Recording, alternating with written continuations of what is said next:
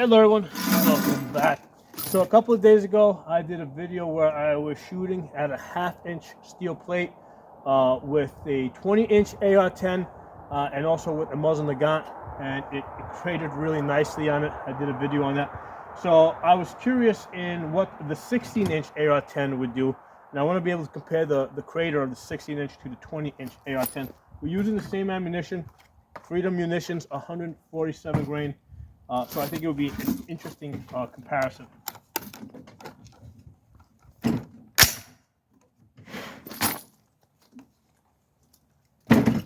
Just going to fire one round into that plate.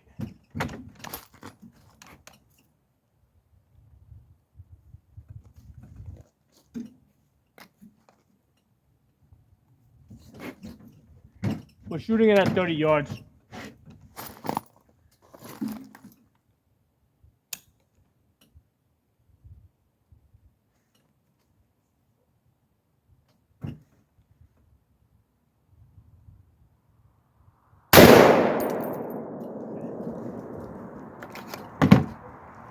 We'll get that plate up here and take a look at it.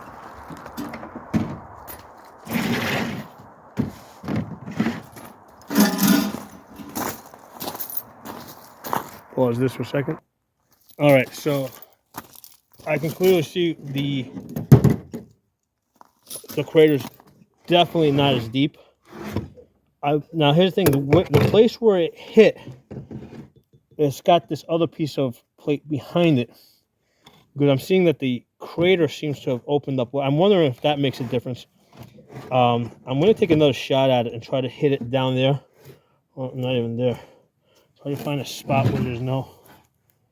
I'm going to try and hit it there, where there's no plate. But anyway, let's measure this out, and then we'll take one more shot at this. So the crater that we just made.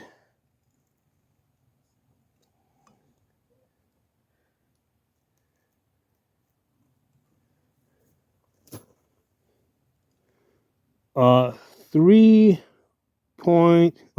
sorry, 0.362. Okay, compared to the AR, the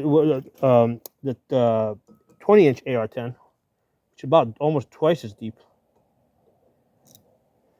The 20-inch was like 0.625, so definitely way deeper, but I think it might have been the place that it hit. I'm going to put a shot there and see if that makes a difference.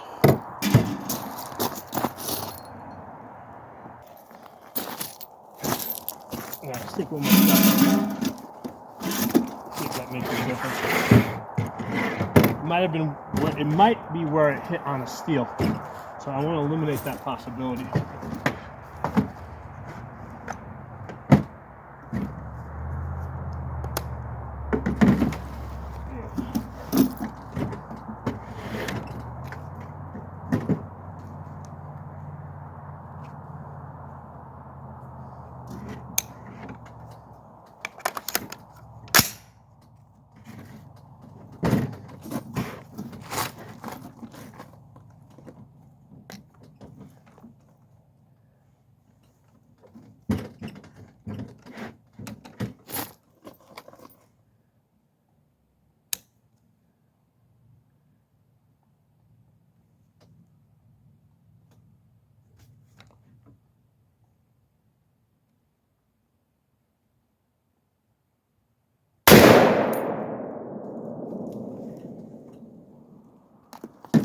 Look at that.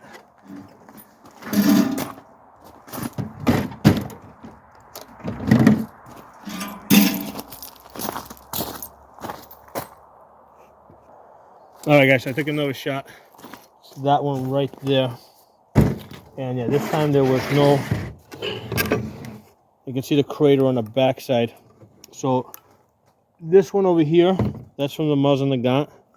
That's the 20-inch AR-10, and that's the 16-inch AR-10. So just on the backside of this 1/2 inch steel, I can see that the crater on the backside is nowhere is not as deep as the 20-inch.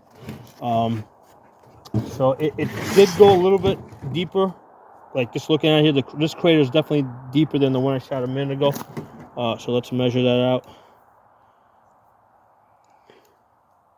See what was zeroed here.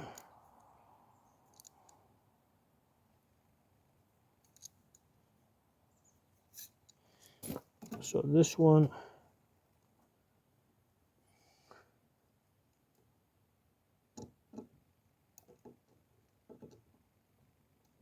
It's pretty wide, so I'm trying to.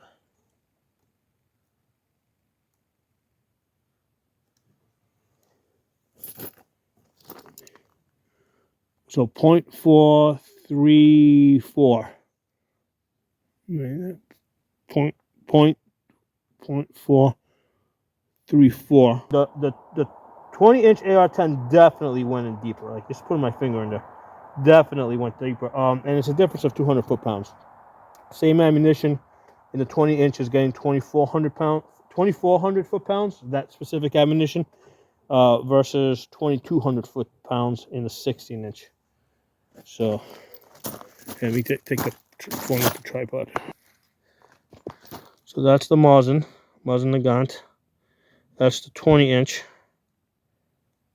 That's the 16-inch. That's also 16-inch. And that's the green tip 5.56. I mean, the green tip 5.56 is highly efficient. I mean, that made a really nice crater for such a small, cartridge.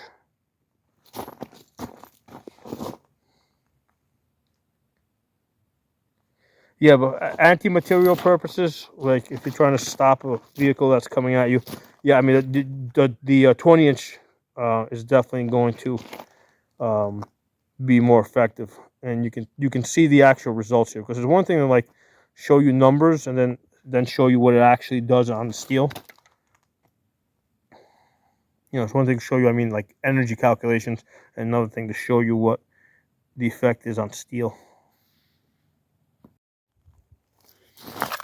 Hey everyone, so I was looking at that video, and the size of the crater was like so different from the 16-inch to the 20-inch that I was kind of wondering if it was just like a fluke, because I did an actual I think I'll pull out a calculator, and the energy difference on this ammunition from the 20-inch to the 16-inch is only a difference of, I think, like 137 foot-pounds, right? It's not even the 200 that I estimated in my head.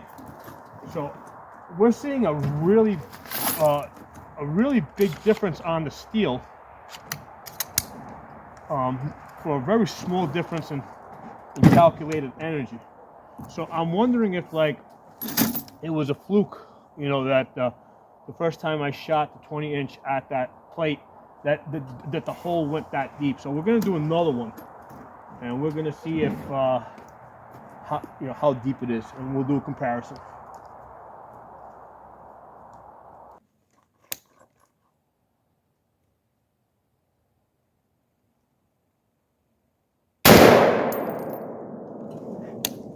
Take a look at it.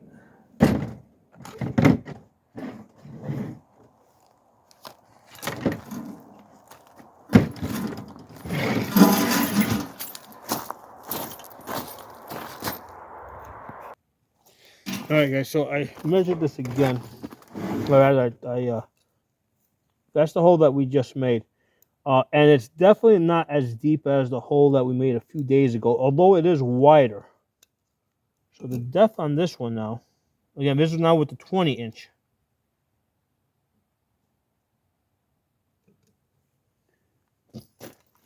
Is 0.361.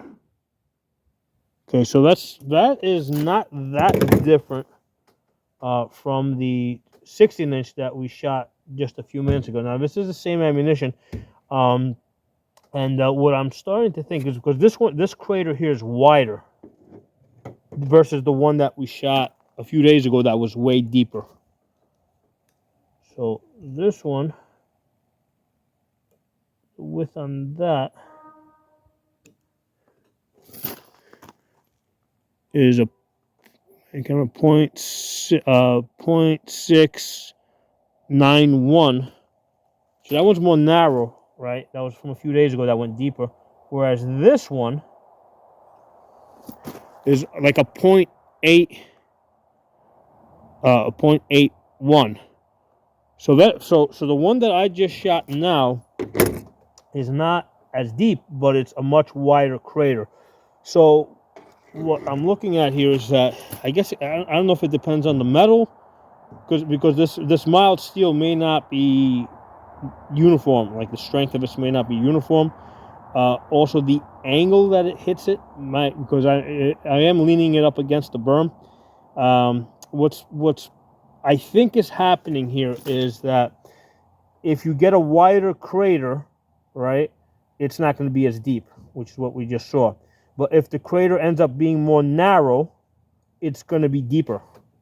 So I think that those are the two things that are at play here, because if you're going to make a wider crater, a lot more of the energy is going into making the crater wider, versus if it goes deeper, then more of the energy goes into penetrating versus expanding the steel.